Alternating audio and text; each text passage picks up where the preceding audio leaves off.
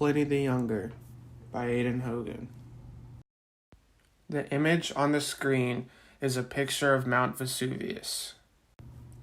Pliny the Younger was born in 61-62 AD in Comum, a city near northern Italy. His parents were affluent landowners in his hometown. They were also Roman citizens. His father died in 76 AD, and this event dramatically changed the life of Pliny the Younger. Because Pliny was still a minor at the time, he moved in with his uncle from his mother's side, Pliny the Elder. Once his uncle was able to adopt him, his name was changed to the one we know today, Pliny the Younger.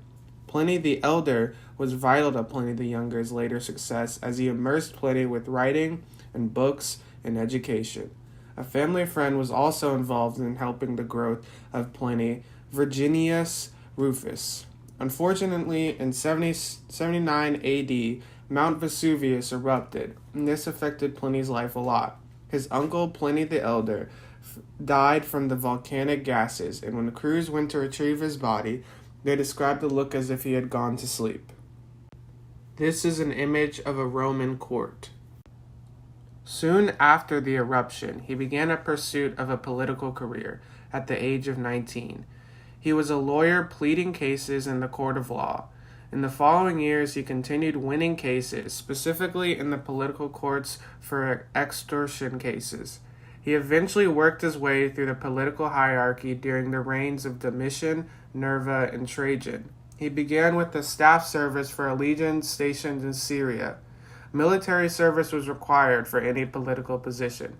He then worked through the ranks of quaestor, tribune, and praetor. After all that, he was finally awarded with consulship in 100 AD. In 110 AD, to his death, he governed Bithynia Pontus as his last job. This is a picture of the front page of Epistulae.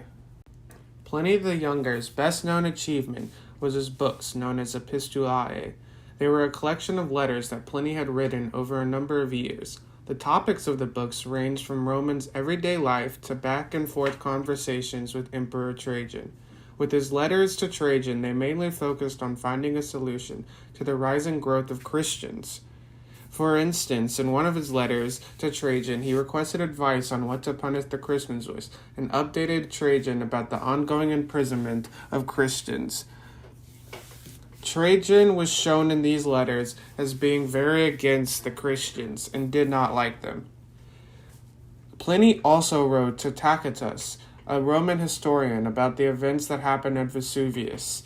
He described the events leading up to his uncle heading to the island of Pompeii. He said that his uncle offered to take him with him, but he could not go because his homework wasn't done, and his uncle unfortunately died in the volcanic eruption. He also described what had happened at Misnum, his home, and he said that there were many tremors that were violently shaking the area, and that his mother was very scared. Pliny also described the Roman life and traditions through his letters, with people like Calvisius, who he talked to at Circus Maximus. Pliny stated that he didn't really understand all the interest in the games, as it was always the same, just chariot racing and horses being faster than other horses. His letters also included the discussion of emperors that were good and bad, mainly Domitian, as he is known for being one of the worst Roman emperors. And while Pliny was kept silent to avoid Domitian's wrath, in the aftermath he wrote letters about the events leading and surrounding to Domitian's death.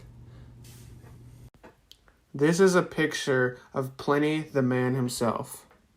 Unfortunately, Pliny the Younger died in 112 to 113 AD without an heir, as none of his 3 wives gave birth.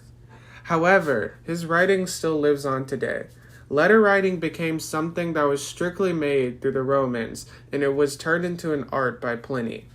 And his letters are still studied today, even after thousands of years. They teach us the daily life of the Roman elite and the perception of different emperors and much more.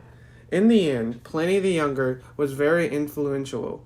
because his letters gave us insight on so many Roman topics, his political career, and his professions outside of writing and politics, like teaching.